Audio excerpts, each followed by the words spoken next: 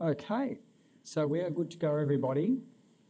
Good morning and welcome to everybody to this National Regulators Community of Practice and Australia-New Zealand School of Government hybrid webinar on regulating at the border, working together in ordinary and extraordinary times. My name is Adam Fennessy. I'm the Secretary of the Department of Agriculture, Fisheries and Forestry. I'll be your facilitator for today's event. I will say that it's great to see you in the room, and I will start by acknowledging that we're on Ngunnawal country. So on behalf of myself and everyone on the panel, I'd like to acknowledge the Ngunnawal and other families and people in this ACT region as the traditional custodians of country throughout Australia or throughout the ACT region. I'd also like to pay my respects to elders past and present. I extend that respect to all First Nations people here today, and to all the traditional owners of the lands on wherever you might be dialing in from as part of our live webinar. I also want to pay my respect and acknowledge Māori as tangata whenua, and to Te Reti to Waitangi partners in Aotearoa, New Zealand, and extend a welcome to any Māori who are in attendance with us today, either in the room or online. We have a room full of very enthusiastic people. I want to pay particular appreciation to those who've come to the room itself. I can see some friends and colleagues from interstate as well as from the ACT region. And we have an online audience of over 200 people who are joining us from across Australia and Aotearoa, New Zealand. And we may even have a couple of international people who are part of the NRCoP community. So welcome to everyone in the room and online. Before I introduce our speakers, I'll make a few points about NRCoP, National Regulators Community of Practice webinars. All the webinars are recorded and will be made available on the ANZSOG YouTube channel. So if there's something brilliant and insightful that we say, and I'm sure that there will be, you can always go back and listen again. We'll also be preparing short videos of key points that you'll be able to access. We'll be using a Q&A function in Zoom for questions from our online participants, and I encourage those online to do that. There's also an upvoting function, so utilise that. We also then leave a good chunk of time after the webinar component for in-room questions and discussion. And at the end of the formal event, we encourage those in the room to stay around for a bit longer to mingle and connect. For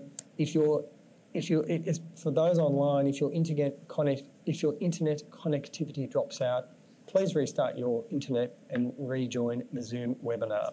So there's some housekeeping for our interstate, interjurisdictional, international colleagues and our friends from Aotearoa, New Zealand. So for today's session, regulating at the border, working together in ordinary and extraordinary times, we're going to explore our modern globalised world, the flow of commodities and people, as well as information across borders, which continues to expand in scale and complexity. Every week, and I know from the perspective of the Department of Agriculture, Fisheries and Forestry, as well as Australian Border Force, we have thousands of air and sea passengers that arrive in Australia, along with cargo consignments from all over the globe. Our border agencies work tirelessly to manage this stream to protect our community, our economy, and our way of life from pandemics, pests and diseases, transnational crime and supply chain vulnerabilities.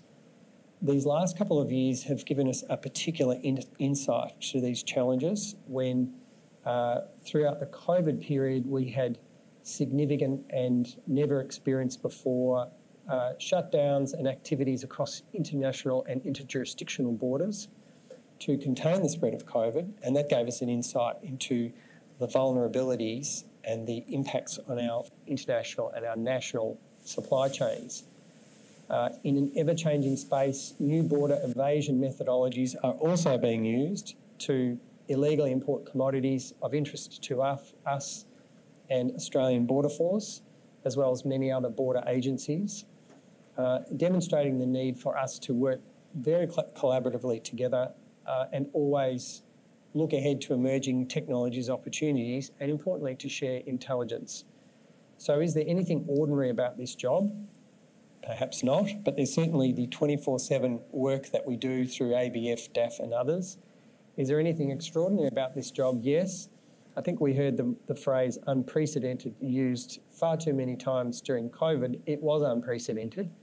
We learnt a lot. We didn't ask for those things to happen to us, and we got quite invaluable insights from what happened throughout that time with COVID, and now in the many years coming out after COVID, the lessons learned from that. So today, we'll hear from some of our most senior regulators on how we work together to keep the Australian border secure. How do we share information and intelligence across agencies? What have the last 5 years taught us from a regulatory perspective, and what lies ahead for the next 5 years? So I will now introduce our panellists. And then I'll throw to introductory reflections and remarks from each of our panellists. So first, Kayleen Dale, you were appointed as the Deputy Commissioner, Strategy and Capability Group in Australian Border Force on 1 February 2023. You've got an extensive background in border management, having started at the Australian Customs Service in 2000. Throughout your career at the ABF and in the Department of Home Affairs, you've been responsible for a wide range of functions, including border operations and enforcement, civil maritime security, strategic planning, risk management and governance, integrity and professional standards, and emergency management. So, Kayleen, a very warm welcome to you. Thank you for having me. I'll next introduce Justine Saunders, who joined our department, DAFF, from the Department of Home Affairs. At Home Affairs, you performed a range of Deputy Secretary and Deputy Commissioner roles across Home Affairs as well as Australian Border Force.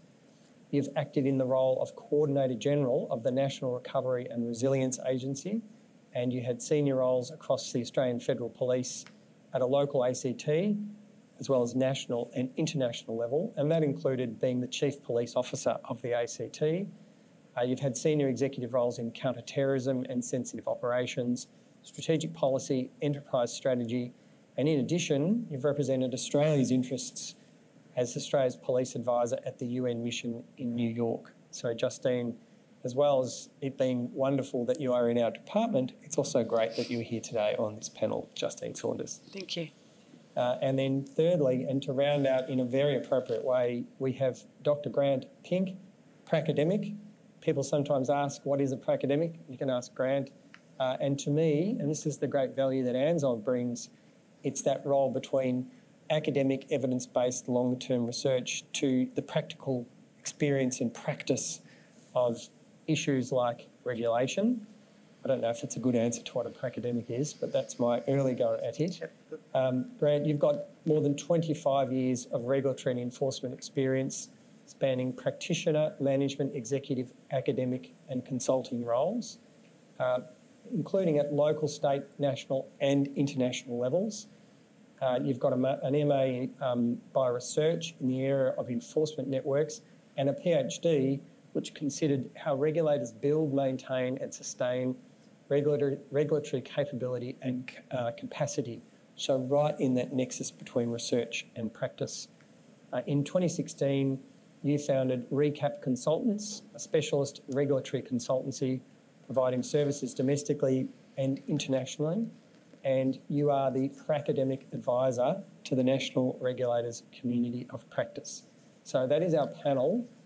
Before I start, and Kayleen, I'll shortly hand to you to kick us off, I'll just set the scene with a couple of reflections around the scale and complexity of work at the border and the fact that collaboration is at the heart of any success. So some of you may know, and others will know, that before I came here as Secretary of DAFF, I was the Dean and CEO of the Australian New Zealand School of Government. I learned a lot about the nexus between practice and research, including across Australia and Aotearoa, New Zealand. It was about a year ago, I was over in Wellington at the Spirit of Service Awards that recognises exemplary achievements across the Aotearoa New Zealand public service, and ANZSOG sponsored the collaboration, a Collaboration and Leadership Award, and that was won by the Border Executive Board of Aotearoa, New Zealand. And particularly to our New Zealand colleagues who are with us today online, to me, this was an exemplary example or best practice of how New Zealand chief executives worked together through that board on whole of New Zealand border issues. So it was wonderful for ANZSOG to be able to sponsor that award and hear of the work of the Border Executive Board. I remember when I was immediately back in Australia saying, what are the equivalents that we're seeing for that in Australia? And one example was the COVID border coordination process that in fact Justine Saunders led. And fast forward to now, just on Friday, I'm now a member of the Trans-Tasman Task Force on Borders, which is convened by the two Prime Ministers of Aotearoa, New Zealand and Australia, co-chaired by Christine Stevenson, who's the chair as well of the Border Executive Board in New Zealand, as well as Michael Outram, the ABF Chief Commissioner. So they're really good examples from both jurisdictions of that collaborative and governance approach to how we work together, the sharing of insights, the sharing of intelligence, information, best practice, and also learning from each other what works well, but also what hasn't worked well and how we learn from that in the spirit of improving what we're doing, not just for our two nations, but also for the customer, the consumer, the citizen who comes through our borders, as well as other people for whom we protect and keep safe our economy, our natural environment, our communities. So to me, that's one example of collaboration being at the heart of any regulatory system and any regulatory work, whether that's between two nations or across multiple jurisdictions. And I'm sure that our speakers will draw out other similar insights today. So it is now my pleasure to hand over to our speakers to hear more. Kayleen, I'll pass to you first to talk about broader ordinary times, ordinary in inverted commas, because we know that nothing is really that ordinary, and that Australian and international border dimension. So, Kayleen, thank you for being a panellist, and I'll hand over to you for your opening remarks. Great. Thanks very much, Adam, and thanks everybody. It's great to be here today and nice to see some former colleagues who know a whole lot more about this space than I do, but I'll give it a go. Probably this is a bit more of a framing sort of piece. You've heard our bios. Justine will definitely talk about some of the more operational experiences during COVID, but just to sort of set the scene. So the Australian border is obviously a significant economic and strategic asset for Australia, and that's our sort of framing point here. But we don't own it completely because we are part of a global system, and a lot of the rules or the way we operate are actually sort of set through international agreements, treaties. We've got the World Customs Organisation, World Trade Organisation. Many of the free trade agreements actually influence a lot of the things that we do in Australia, and the role that our agencies play at the border give effect to a lot of those arrangements. So I think it's always important to sort of set the scene a little bit because we don't control every lever that exists in relation to our own border. So the border is complex. It's an interconnected ecosystem. So there's many moving parts that we're constantly trying to calibrate. We've got a range of international airports. We've got seaports. We've got cruise ships. And certainly in our world, we've got a range of maritime threats as well that we put a lot of effort into. But it's not all challenging. I mean, we see it as an asset that we should leverage for the economic prosperity of this country, and that's the driver of the work that we do. But to do that successfully, we also have to have a really close eye on the security and the sort of attempts to fight against us in terms of what we do. It's also a tool that Justine will talk to this more, that at times the border and the controls that we have at the border we can see used in a way that is novel and never been used before. And we learnt a lot about the capacity and scope of our own organisations during COVID. So certainly and this would be reflective of agriculture, fisheries and forestry, true, we're all over the world, albeit generally in small parts. Most of our footprint is in Australia, but in our case, Border Force, we've got about 30 different locations in Australia. We have about 5,000 or 6,000 people in our workforce, and on any given day, we're asking them to facilitate, but also, the security aspect of the work that we do. We work on behalf of around 30 agencies at the border, and I know Grant will pick up on some of that later. But just to our control, we've been there a long time, but it's so dynamic, we have to keep changing. And we certainly have a big focus on modernising our border controls. To give you any reason why, over the next 10 years, we expect cargo to increase by about 72% coming into Australia. So what we've got right now will not work for volumes that way. So we are working with industry, with our partners across government to actually incrementally take forward a series of reforms. The trade modernisation agenda has 3 areas of focus. One is regulatory reform, new intervention models. We can't be the blocker for goods and people coming into Australia. And Adam's already mentioned sort of the technology and data uplift that we are going to have to rely on in order to give effect to the intervention models, but also the new regulatory controls. I'll flag one thing that we have done recently, and we've actually amended our legislation to enable what we call a regulatory sandbox.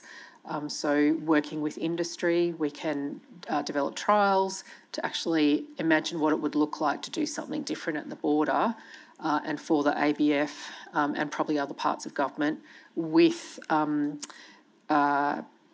parts of industry trial and test new approaches to the controls that we have in obviously a safe way, where we're protecting the importers or the importers and companies, as well as our own requirements, and having a really good evaluation lens over that to know what's working and what's not. So I think that for us is pretty novel. Our Customs Act goes back to 1901 and we change it pretty much every year, but that's been a really significant reform of late. Information sharing, I talked earlier about the fact that we work on behalf of about 30 agencies, but actually industry, our best guess is that an importer probably has to work with about 30 different agencies or organisations as part of their engagement with government to bring goods into this country. So it's not obviously just about us, it's about how do we create a better environment for industry, which is obviously has economic benefits for them as well as us in Australia. So much of this work that we're doing in the reform work is really about working in partnership with industry that safeguards and improves the security lens that we require. It improves the speed at which goods and people can move in and out of the country, but obviously also has that productivity element to it. I might pause there and get to something really exciting. Thank you.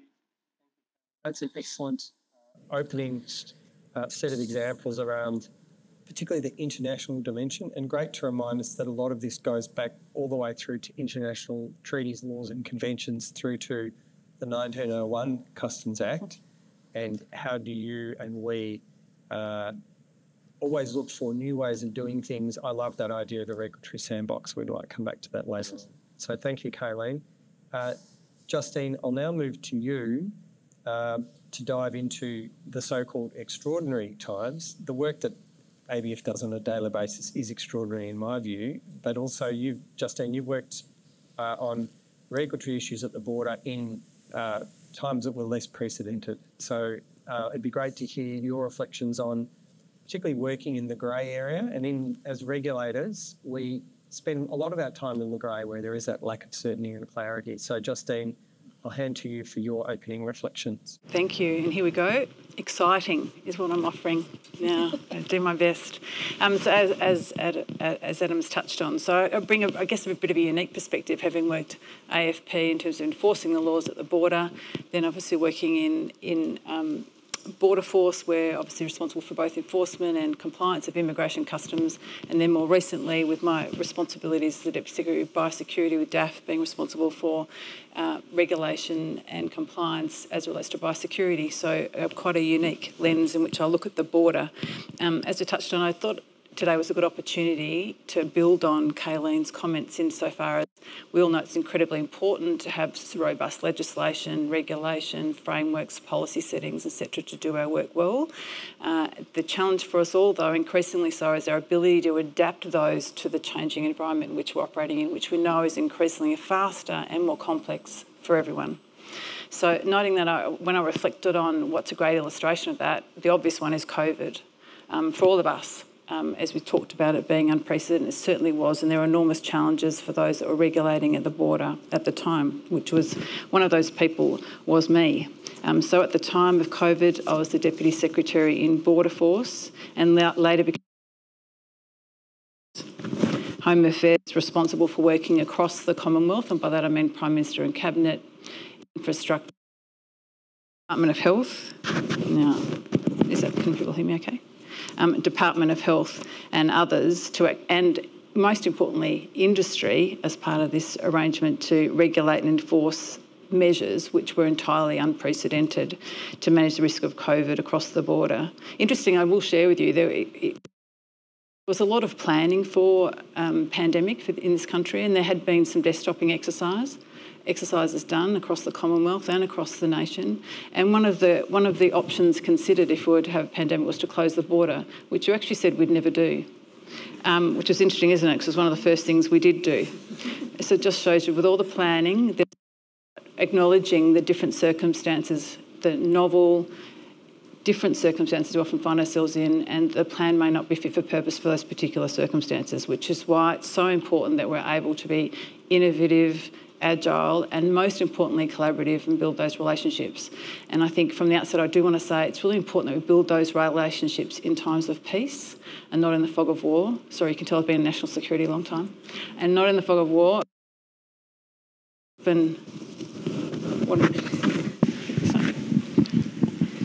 Let's go with this one. Because it's quite difficult when you're dealing in the heat of an issue to build knowledge and understanding can be challenging. So really important you build those relationships ahead of the crisis. Now, those of you will recall that there was a big announcement, if you remember. So the Chief Health Officer and the Minister announced a declaration of COVID-19 as a disease of pandemic potential under the Biosecurity Act. So that gave us significant powers, but they were really high-level powers. And to be able to implement them and make them real, it required regulatory implementation and enforcement by the ABF and DAFF through a myriad of complementary regulatory changes, adaptation, and what proved to be critical, and I touched on previously, is increased self-regulation by industry. So the beginning of 2020 feels like a lifetime ago, doesn't it? But, it wasn't. And it certainly feels very real to me. I think today's even a bit therapeutic for me to be able to share this with you. Initially, Australia began introducing travel restrictions to travellers from countries who were most affected by the virus. So if you recall, initially China, then subsequently Iran, South Korea and Italy. Very quickly, we closed the borders to the entire globe. And as often the case, we had a significant time for planning. We were given 24 hours by the Prime Minister to do this. And so we said, well, how hard can that be?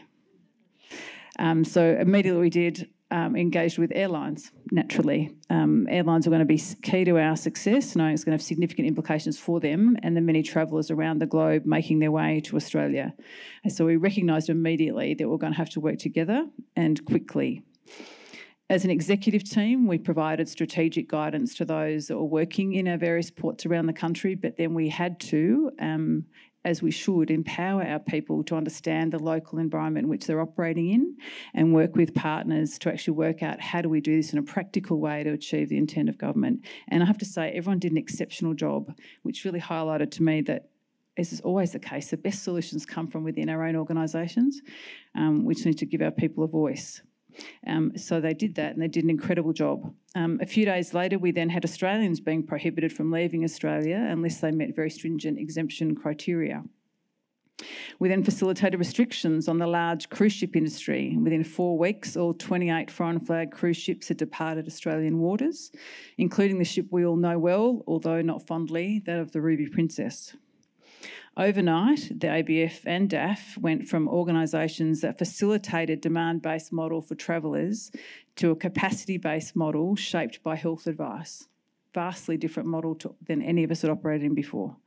Passenger numbers in Sydney went from 23,000 in a day to less than 500 travellers. This equated to 98% reduction in air arrivals in Australia, almost overnight. So you might think, well, that just made our job all that much easier. It didn't. Our work at the border rapidly became more complex. Border agencies needed to design new processes, re-engineer how we used our systems, and reimagine ways of doing business. It became evident early that we needed to reconsider how we worked internally and externally. Decisions were being made quickly, and we had to ensure we were coordinating effectively and working efficiently to cut through and deliver. This was not a time for red tape and unnecessary process, so we had to trust our people to make decisions and stand by them. A number of mechanisms were established that enabled genuine collaboration across the Commonwealth and state and territory governments. The public health imperative became the core of all of our decision making. The Australian government activated the National Coordination Mechanism, which was a new mechanism and has stood this stand of time in terms of still being a great collaborative tool used today. So it's set up within Emergency Management Australia, and that became a key forum through which we could coordinate not just across all levels of government, but also with industry on all matters relating COVID and the international border. Things were moving fast, and the thirst for up-to-date information was constant. Many agencies were developing policy responses to the evolving environment that impacted others, so it's critically important that we were coming together and avoiding siloing. At the Commonwealth level, we're meeting daily, sometimes twice daily, 7 days a week. There was a real commitment from agencies and the benefits were tangible. And I think we all know that when we see a common purpose, people step up, and they certainly did here. The engagement was open, honest, and where needed, frank. As a result, professional relationships were deepened, and through genuine commitment to a common goal, we were able to get to the heart of issues really quickly. Things were connected, as I touched on, connected in ways we just simply hadn't seen before. The reduction in aircraft arrivals resulted in challenges in getting our air cargo into the country and keeping our supply chains open. We implemented a regime to prevent the movement of counterfeit and substandard personal protective equipment, whilst also working with Department of Health to ensure timely movement of goods for the National Medical Stockpile. So real push-pull factors. Pre-border treatments were important. While border agencies didn't have power to enforce offshore, we knew we would achieve the greatest impact by mitigating risk before they arrived at our border. We engaged with international governments, academics and industry and identified opportunities for greater connectivity and information sharing. By way of example, we worked with airlines to ensure compliance with pre-departure COVID testing at the point of departure. We couldn't enforce it pre-border, but we did adapt regulatory compliance measures to provide clarity on expectations and requirements upon arrival in Australia. In addition to working differently, we also assumed new responsibilities. To manage the flow of travellers, ABF developed an incoming and outgoing travel exemption regime designed to strike a balance between protecting the public and ensuring Australia's economy could recover from the impacts of COVID-19. Once again, we had plenty of time to do this. I think it was a matter of hours, actually, that we had to do it. And so we used to use existing staff doing completely different roles, and initially we set up the exemption regime through our email system, because there were no other systems set up for this purpose. But due to the sheer scale, eventually we caused the whole Home Affairs email system to crash. Chatham House rules applies here, correct? I think we've been asked about that in Senate estimates. But I'll come to technology later. So we did look to address that, but, you know, enormous challenges in responding to this. To give you an indication, I think Home Affairs and ABF processed well over 1 million travel exemptions in that time, the vast majority of which were individually assessed and really hard work for our people. One, completely new work, but they were having to make really difficult decisions, particularly when it related to an individual's compassionate and compelling circumstances to travel. Really difficult. And in the case of DAFF, we also used new powers in undertaking health screening of travellers departing Australia. So something certainly this department hadn't done before, but critically important in minimising the transmission of COVID-19 to those nations. The introduction of passenger caps for airlines in June 2020 became another important regulatory tool by which we could manage the flow of travellers into Australia. We worked closely with airlines to deliver this regime for us. It had its challenges. Airlines need to make really difficult commercial decisions on whether to fly routes to Australia. Some airlines were carrying very small numbers of travellers, in many instances only 25 to 30 passengers on a plane. Barely profitable, with many airlines just simply hanging in there to maintain market access to Australia. Collecting health information ahead of the border required us to design a system that supported the collection and sharing of information quickly with our state and territory counterparts. The information that was needed also changed based on the epidemiology situation. So we started with just reporting on basic quarantine requirements, but shifted to travel history, COVID-19 test results, and then vaccination status as the rules changed. But of course, it was really important because we had to build confidence in the arrangements, which it did assist us when it came to the really careful reopening of the border that followed. As I touched on, working with email systems and spreadsheets really wasn't going to cut it to deal with this problem. So we did need to invest in technology. And once again, we only had really days and weeks. We didn't have months to do this. So we had to find ways to repurpose systems designed for a different world and build new systems to provide robust digital ecosystem in which an individual's health status and travel history were given greater prominence in assessing risk. We needed to ensure that aviation and maritime passenger environments at air terminals and seaports were able to filter travellers that required different post-arrival health treatments. It was complex. To support, some of you I don't know if people travelled during that time, but if you recall, we had the Australian Traveller Declaration, or the ATD. That was the key tool by which we were recording this information, and it was to provide a digital solution for travellers to provide the health information, as I touched on. I don't know if anyone did travel, but you would know it was not seamless. We did our best in the time that we had, and we did actually, in fact, hope that this would provide a platform for further developments, but unfortunately that hasn't been the case. So, in short, we did a lot of really innovative and difficult things to adopt our regulatory framework and posture during this event, and we did this by being comfortable with being uncomfortable and working in the grey, and doing so with confidence. We had a bias to action, and we backed ourselves through great collaboration underpinned by common goals, both internationally and domestically. Did we get it right? Not all the time. That's to be expected and continues to be the case for all of us. We're all engaged in risks. We all need to make well-informed decisions, but they're not always going to be the right ones. And I always like to wrap up with a good quote. And so I was reading one of Samuel Smiles, a 19th century British author and government reformer, and he said, "We learn wisdom from failure much more than success. We often discover what we'll do by finding out what we'll not do, and probably he who never made a mistake never made a discovery." But we did learn, and we continue to leverage this experience with improved collaboration, information sharing and partnerships, and I think we've really some enormous learnings out of COVID, which we continue to build on as regulators today.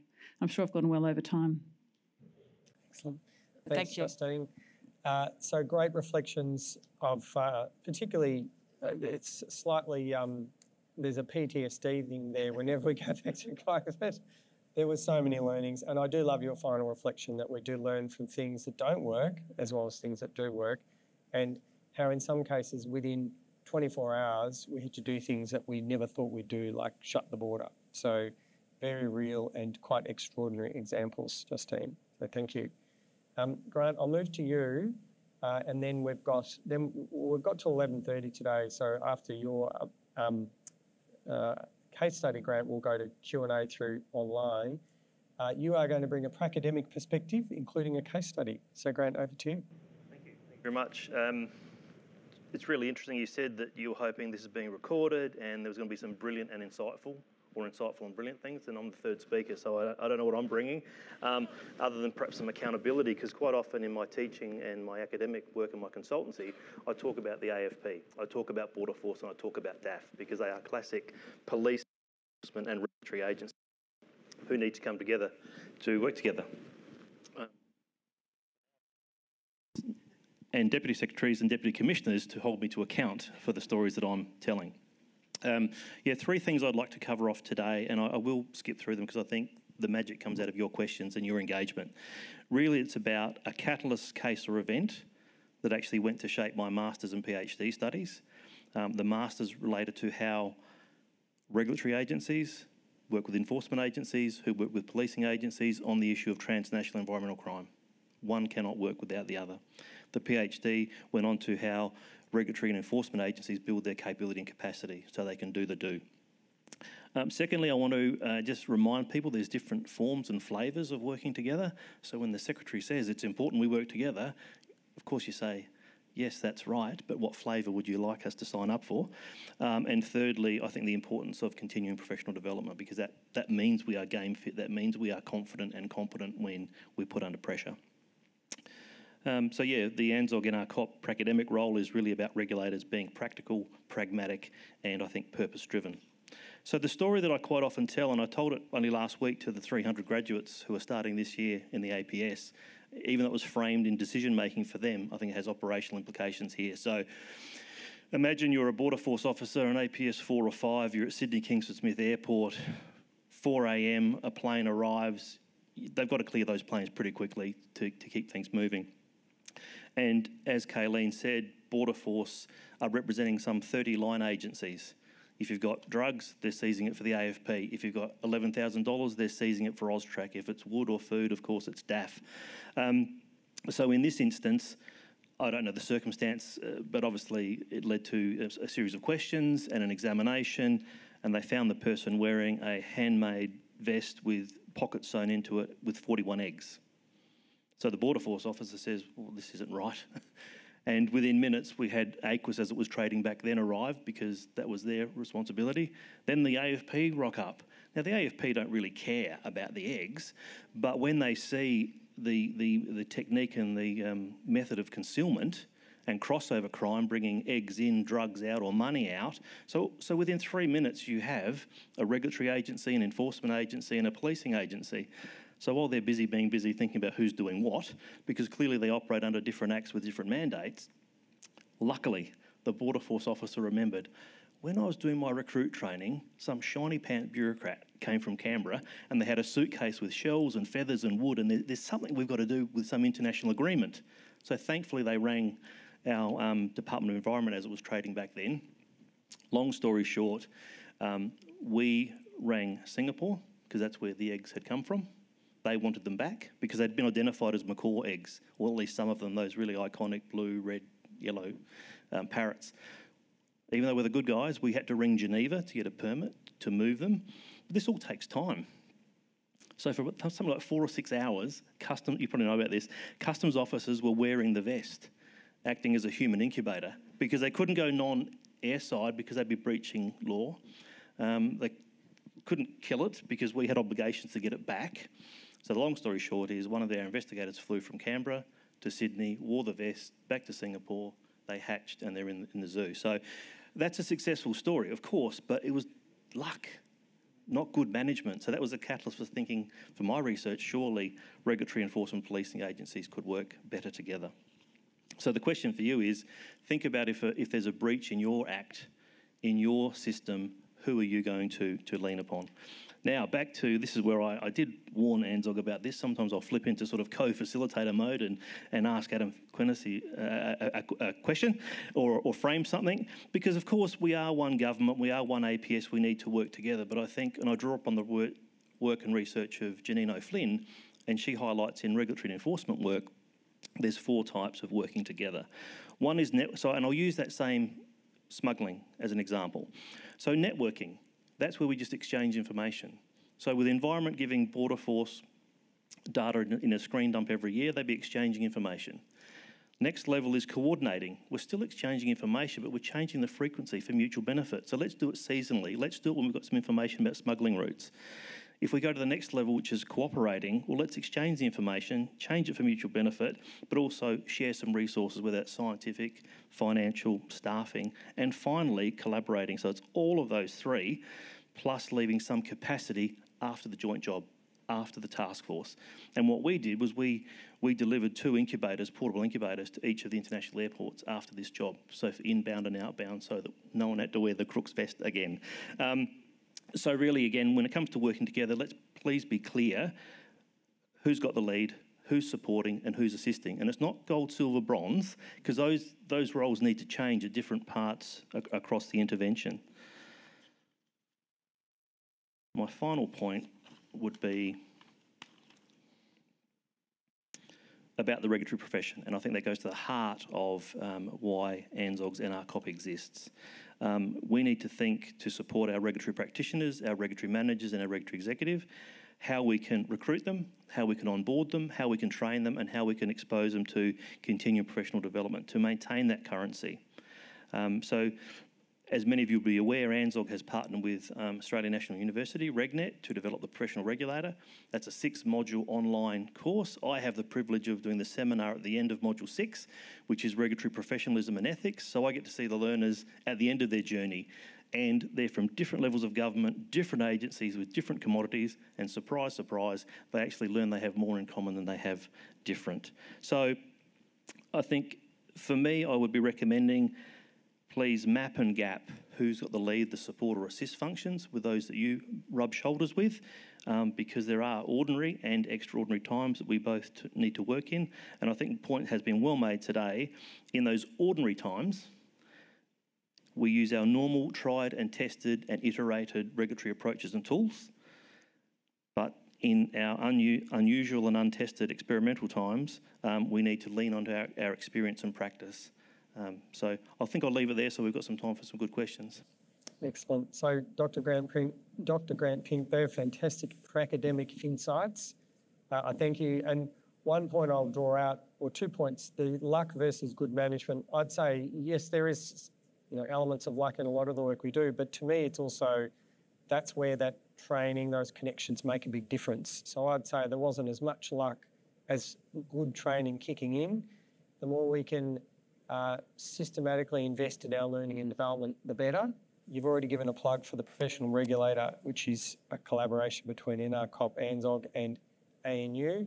That to me is how we invest in the capability and the capacity of our regulators across Australia and New Zealand. So I think that is a very memorable example of the macaw eggs being incubated literally at Sydney Airport back to Singapore. It just shows how regulators are often in extraordinary circumstances and really adapt to their situation. So I will turn to questions now, and the online questions are coming through on the screen, and some of them have already been upvoted, which means that online, and thank you to those online for putting your questions through. The first question I'm going to ask, and Kayleen, this could be one for you, but Justine, you might want to draw on this one too. Given the sensitivity of border work, how do you approach and overcome barriers, particularly around privacy, to share information across agencies? Okay, thanks. So I think I'd say it depends, right? It depends what the information is.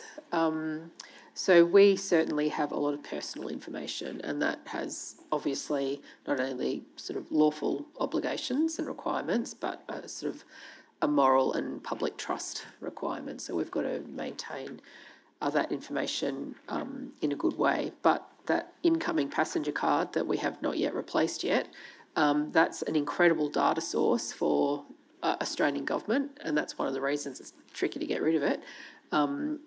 It's infuriating, but we will get there. But the detail that provides, particularly to the Australian Bureau of Statistics, is quite phenomenal. And as an individual, it might not feel like it, but it is really important.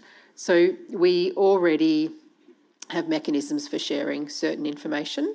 I think on the less about individuals, but if we think about cargo and trade in particular, we've got so much more we can do. And particular industry have a lot of information. We ask industry for a lot of information.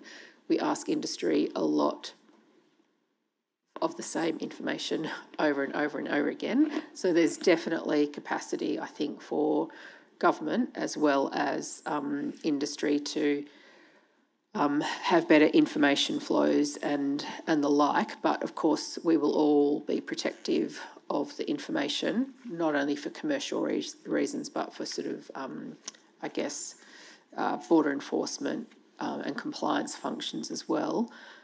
I think the greatest new threat we've got over and above all of that is in relation to cyber.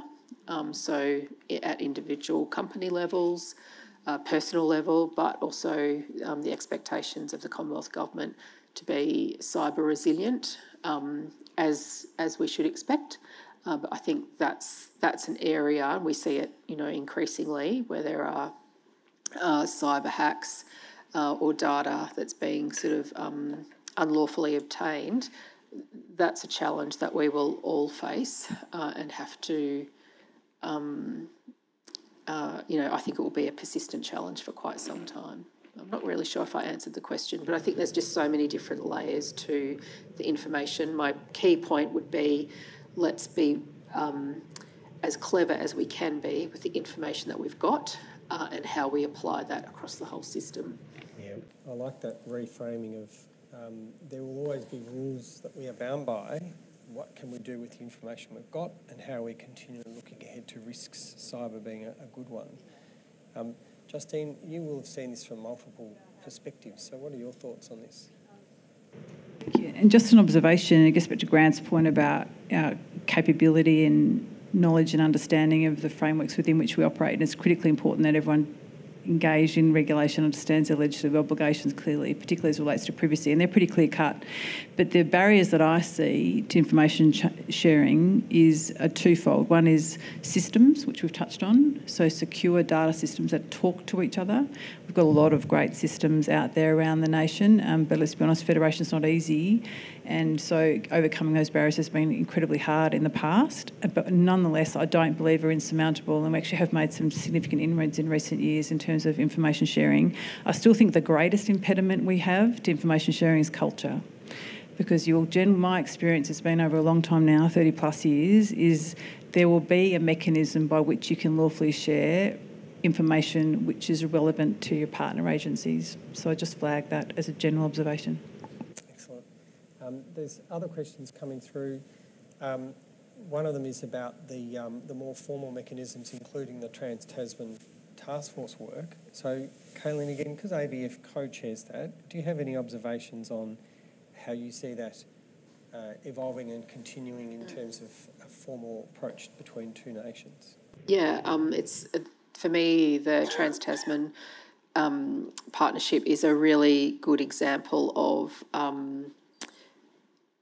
we're like-minded countries, so we have quite similar border arrangements, and particularly on the quarantine biosecurity side, which is in many other parts of the world just not the same as it is for New Zealand and Australia. So I think if we, between our two countries, can actually develop new models for trade and travel, we're probably going to, crack most of the problems that we will have globally.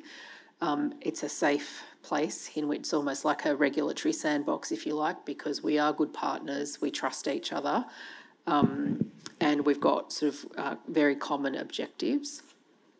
And we've got also, I think it's a scale thing, it's not too big, and we can work quite closely together. I mean, this one was brought about by our PMs, our respective prime ministers making an agreement, and there's nothing like a little bit of top-down pressure to get things moving along. So I do think it is a real opportunity for all of us. And I've got no doubt what comes from some of the work. Oh, one other thing I should say, the working group also includes key parties from industry, so airlines and the travel sector.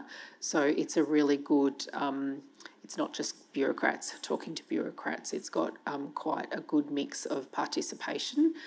And I think that helps us understand the drivers for change from industry and other partners, but also us being able to explain some of the challenges we have. But to Justine's earlier point, sometimes the solutions are in the room. You've just got to have the right conversations. So that's really important. And I've got no doubt some of the outcomes of the partnership over the next few years will inform what we do in the next 5 to 10 years globally. Grant, just looking at some of the questions coming through, I'm going to throw you in a minute about the flavour of how we work together. But before I do that, because I was literally on a Trans-Tasman Seniors Task Force meeting on Friday, I will add to your observation that there are representatives there from key airlines, airports, other travel, Trans-Tasman tourism or Tourism and Transport Task Force. You said it in your opening remarks, the importance of connecting in with industry and others so that we're thinking about what we do, how we deliver services. And I certainly got the view that, firstly, it's very helpful when two Prime Ministers are asking senior officials to work together, and secondly, when the beneficiaries or otherwise of those who suffer from or benefit from our work are in the room, that is a really important collaborative environment. Grant, throwing back to you, you made a really good point before that secretaries and heads of organisations will say collaboration is important, and invariably people will say, yes, we'll collaborate, and we do collaborate. But it's really the flavour of that. I liked your reflection. Can you give an example of perhaps where you've seen a good flavour of how things work well together, or can I draw you out on your observation there?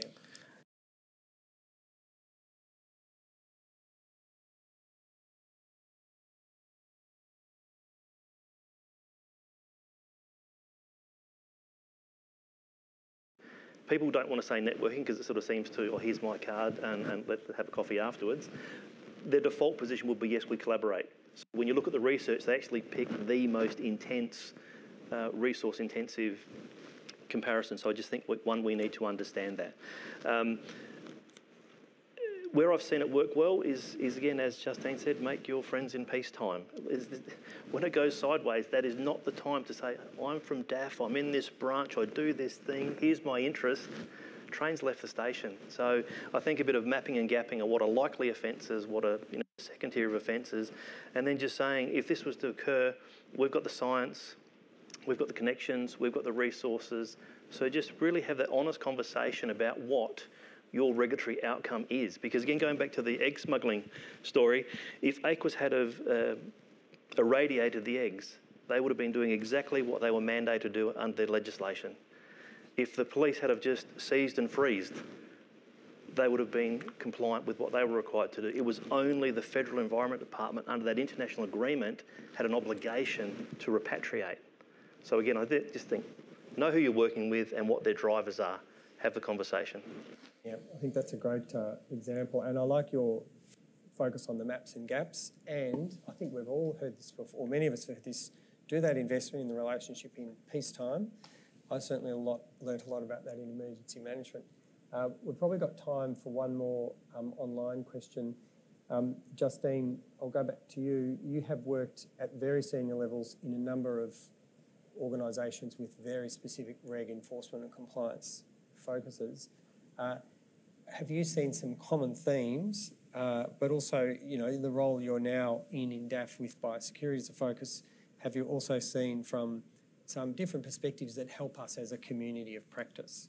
So common themes, but also the value of different perspectives as well in those regulatory leadership roles. Themes. Well, I think Grant's probably touched on them if I was honest, so I won't expand on that, but as a reflection, reflection is we work best when we have a common goal. So the key is, as Grant said, is those conversations about what is the outcome we're looking for. And And through that, you get the common ground, and it's through that common ground you come up with the best solutions. Now, whether that's through consulting in the first instance and or collaborating, my preference, based on the complexity in which we operate, is collaborating. And when I refer to collaborate, reflecting on Grant's comments, that's about going to the table without a preconceived outcome in mind, actually going to the table very openly and honestly to hear the views of others. That's collaboration. And I do think that with the many difficult challenges we're facing, we must collaborate. So we must go to that step of not going there with that preconceived idea, being open mind to what solutions might look like and drawing on that common ground that exists, and honesty, openness, transparency being fundamental, and building relationships of trust in peacetime, which we've touched on. And if I go back, many of the successes I think we've achieved in ABF is as a result of the fact that Kayleen and I worked together in the early 2000s up at Parliament House. You know, it's through that relationship that we've continued to connect over many, many years in many different roles to solve problems for government and ultimately, you know, the best solutions for the community. Thanks, Kayleen. Excellent. Now we've hit time now for our online component. That's a great point at which to conclude for our online discussion. Justine, I love that. Go to the table with an open mind. And also the strength of those long-term relationships, like, for example, you and Kayleen working together many years ago, that's an investment that will endure. And it just shows that not only is there learning and development, but to me, things like the professional regulator, it's the investment in your relationships that bring you as much benefit as the learnings from an evidence-based learning and development opportunity. So unfortunately for our online component, that's all we've got time for today. So can I once again thank our speakers, Kayleen Dale, Justine Saunders, Dr. Grant Pink. I think that was an excellent discussion, although it went too fast, but all good discussions do. Enrolments are open for the professional regulator. You've heard us talk about that, particularly Grant and I, built by NRCoP in collaboration with RegNet at ANU. To see more and find out more, check out the ANZSOG website. The next NRCoP webinar, which is fully online, will be on risk appetite, presented by Professor Martin Lodge from the London School of Economics on 25 June at 4 p.m. Australian Eastern Standard Time. And please keep an eye out for NRCoP and ANZSOG LinkedIn and website pages to keep up to date on all upcoming NRCoP events. Thank you very much to those online for joining us today. I hope you got some insights out of some memorable examples and reflections from our panellists. So thank you to our panellists. Thank you to our online participants.